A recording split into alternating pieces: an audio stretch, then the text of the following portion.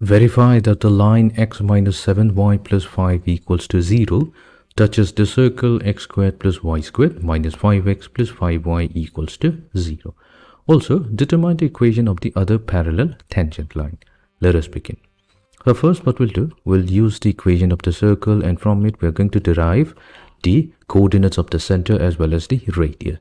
So here we have x squared plus y squared minus 5x plus 5y equals to 0. We're going to compare this equation with the general equation of a circle, which is given by x squared plus y squared plus 2 times gx plus 2 times fy plus c equals to 0. So this is going to give us the values of g and f and c. So we have 2g equivalent to negative 5, which means negative g will be equals to positive 5 over 2. We have 2 times f will be equals to positive 5, so negative f will be equivalent to negative 5 over 2. Now the value of c, that's going to be equals to 0. Now we have the center of the circle. So the center of a circle is defined by negative g comma negative f. Now this will be equals to, we have 5 over 2 comma negative 5 over 2. And the radius of the circle r will be given by the square root of, we take g squared, so that's 5 over 2 whole square. Then we will take negative f whole square. This is actually negative g. And we have negative f whole square, so that's negative 5 over 2 whole square. And from it, we're going to subtract c. So that's going to be simply 0. So this is going to give us 5 over 2 times square root of 2. So this is going to be the radius of the circle. Now what we'll do, we'll try to find out the distance of the center having the coordinates 5 over 2 comma negative 5 over 2 from the line x minus 7y plus 5 equals to 0. D will be equals to, we'll take the absolute value. Now we'll have to take a ratio inside the absolute value. We'll start with the coefficient of x of the straight line. The coefficient is 1. So here 1 will get multiplied to the x coordinate of the point. So we have 5 over 2. This will be added to, we'll take the coefficient of y, so that's negative 7. Negative 7 gets multiplied to the y coordinate of the center, so that's negative 5 over 2. And we add it to the constant or term of the straight line, so that's simply 5. So this will be divided by the square root of, now we'll have to take the square of the coefficient of x, that's 1 square, and add it to the square of the coefficient of y, so negative 7 squared, so that's simply going to be positive 49. Okay, now we have d will be equals to, we have 5 over 2 added to 35 over 2 plus 5. So let's write 5 as 10 over 2. This will help us add up all the fractions in the numerator, divided by square root of 50. So 50 is simply 5 times square root of 2. So when we simplify this value, we're going to get 5 times square root of 2 divided by 2.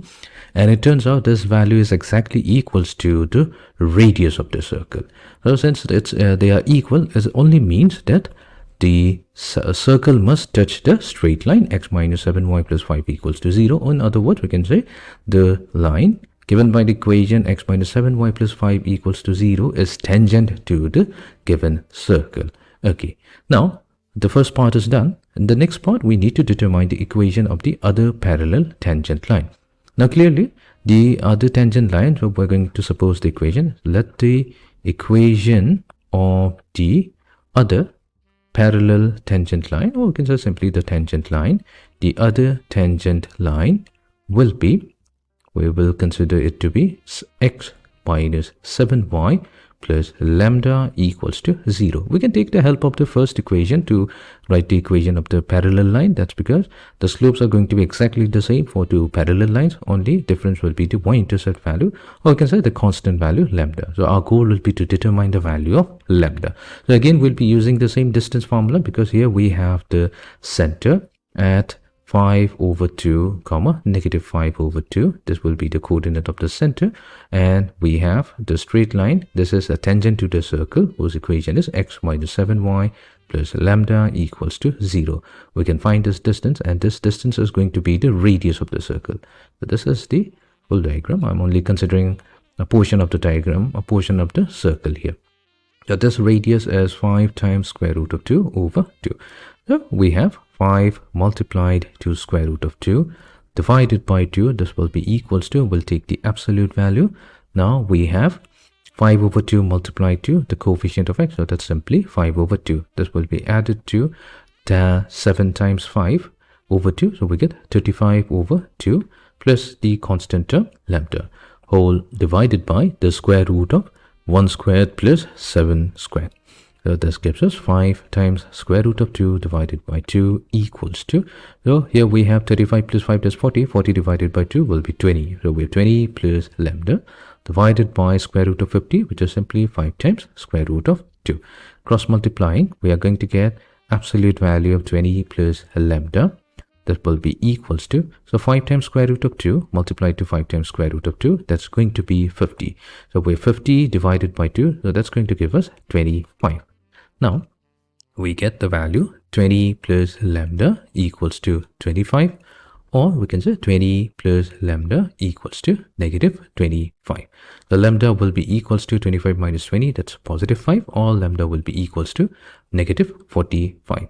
So if we substitute this back into our equation, so we get x minus 7y. We will only consider lambda equals to negative 45. If we substitute lambda with 5, we'll get the previous equation, which I've already obtained. So we have x minus 7y minus 45 equals to 0.